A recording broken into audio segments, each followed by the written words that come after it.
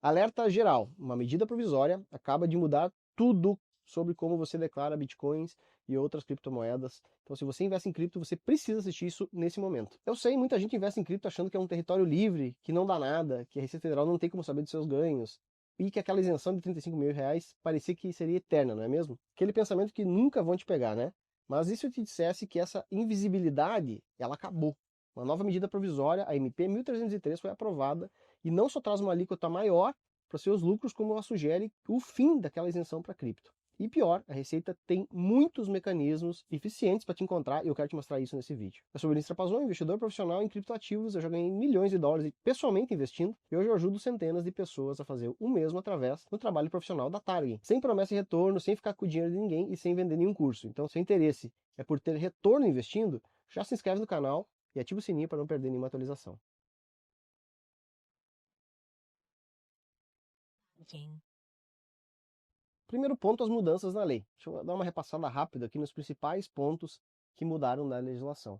A medida provisória 1303, de 11 de junho de 2025, foi aprovada na última semana e dispõe sobre essa tributação, não apenas de criptativos, mas também de investimentos no exterior, investimentos aqui no Brasil, renda fixa, vários ativos financeiros foram afetados e criptativos junto, né? E meu olhar é de investidor para isso, então quero compartilhar com vocês primeiro as principais mudanças, depois como você vai ser pego, ou pode ser pego, né, de surpresa.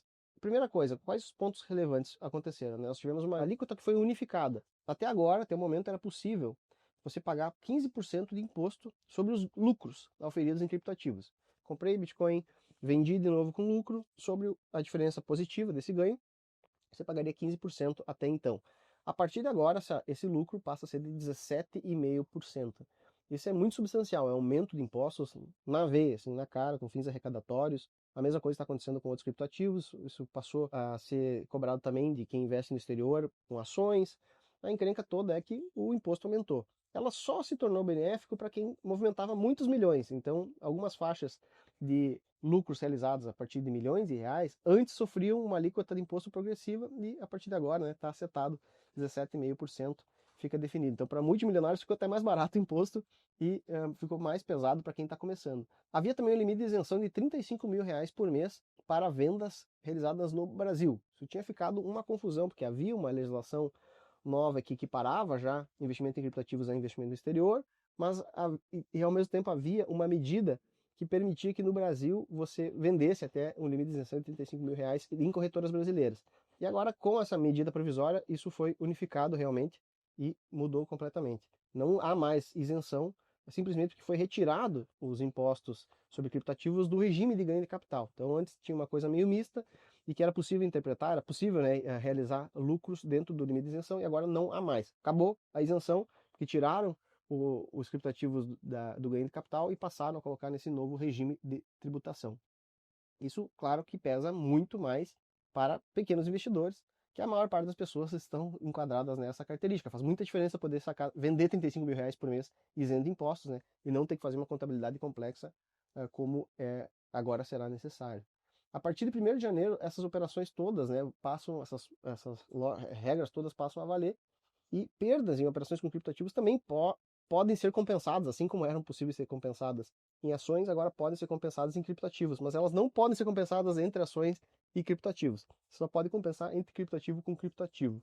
A medida também deixa claro que é necessário que haja uma explicação sobre prejuízos realizados, comprovadas por uma documentação idônea emitida por entidades supervisionadas. Então aí já criou uma encrenca, né? Você pode declarar e já prejuízo, mas desde que alguém realmente te comprove que esse prejuízo aconteceu, isso é uma complicação desnecessária, com certeza, já que esses meios hoje não existem, né? Não existem corretoras hoje que façam, uma corretora, um banco que faça essa consolidação, a não ser que você só invista através da corretora e deixe o dinheiro lá, o que eu não recomendo de maneira nenhuma. Então, no mundo cripto, geralmente as operações são mais distribuídas. Você compra uma corretora, tira de lá, joga para outra, faz outra coisa, e aí fica muito mais complexo fazer isso. Também, então, perdas acumuladas podem ser compensadas um limite até 5 anos, isso já acontecia com ações, então fica clara essa regra, a isenção sumiu e basicamente isso, né? Os rendimentos devem ser declarados separadamente dentro da declaração anual, vai ter uma ficha correspondente para o recolhimento do imposto de renda, sem deduções de base de cálculo de outros tipos, e essa apuração ela passa a ter que ocorrer também trimestralmente, o que torna uma complicação danada, né? Você tem que pagar imposto a cada 17,5% sobre o lucro, essa apuração do quanto tem que pagar de imposto é trimestral, então as regras mudaram e, de modo geral, para pior. Ela só beneficiou quem tinha muito lucro a realizar no futuro e que, né, pode agora pagar uma alíquota menor do que tinha no passado. O resto da população, nós aqui, nos ferramos absurdamente.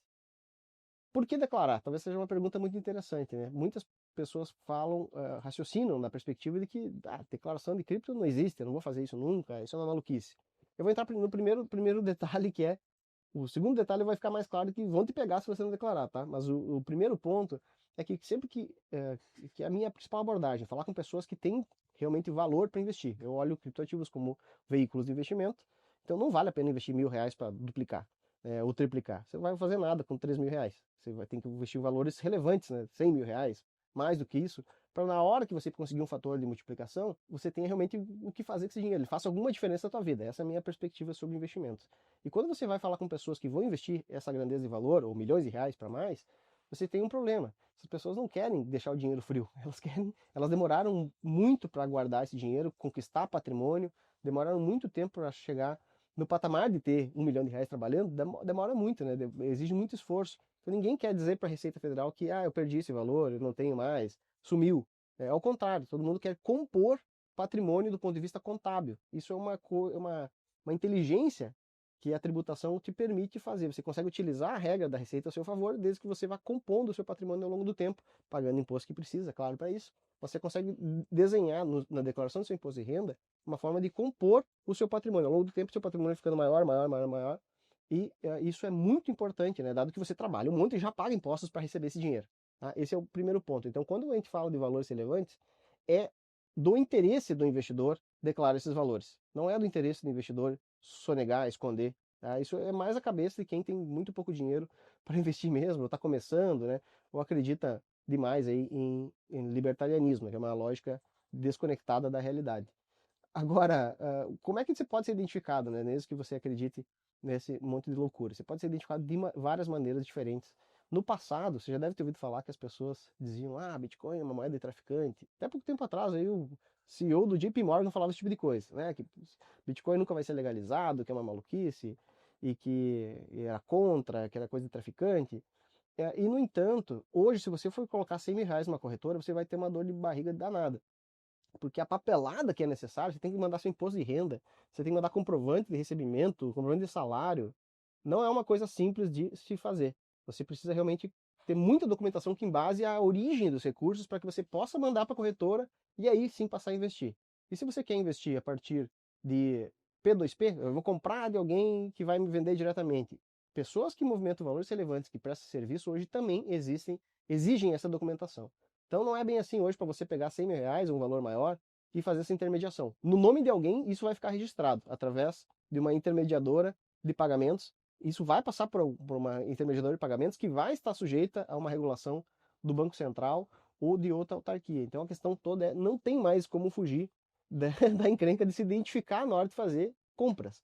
Então esse é o primeiro ponto. Alguns anos atrás foi criada a Instrução Normativa 1888. E essa instrução, ela trouxe o seguinte conceito. Ela não criava tributação, não dizia quando você tinha que pagar de imposto nem nada. O que ela fazia? Falou, as corretoras que estão no Brasil, elas têm que dedurar tudo que o investidor faz. Tudo, tudo, tudo, tudo. Se você se enquadra nessa característica aqui de alguém que trabalha com isso, né, com intermediação, você tem que descrever tudo que os seus clientes, para a Receita Federal, tudo que os seus clientes fazem.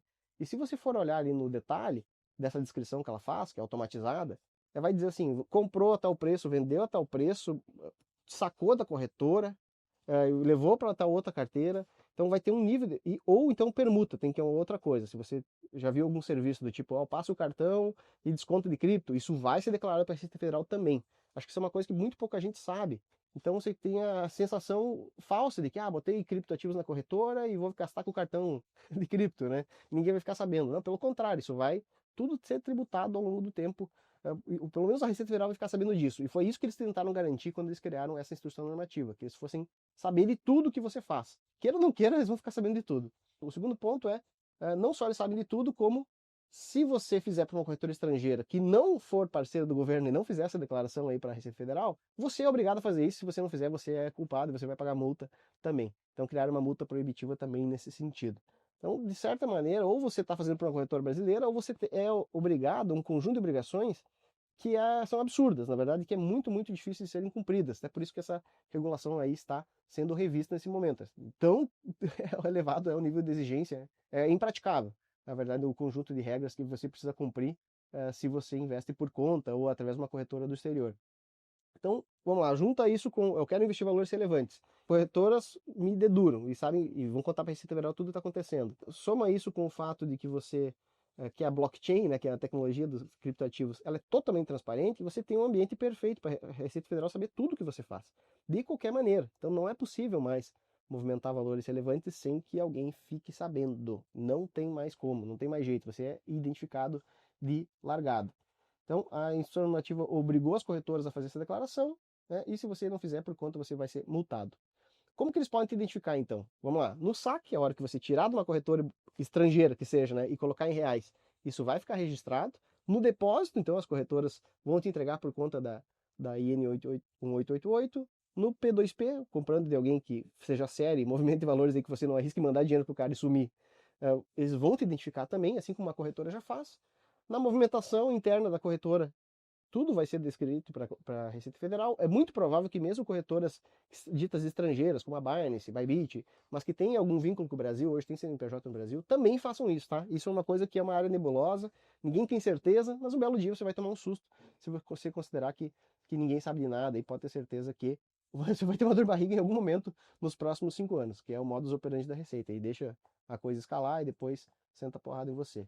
E não significa que o seu patrimônio, o fato de ser tudo rastreável, não significa que o seu patrimônio vai ser confiscável, tá? Esse é o principal benefício dos criptativos. Ninguém consegue meter a mão. Você pode rastrear, saber quem é, o governo pode saber que você tem, e no fim do dia, ele simplesmente não é acessível esse dinheiro.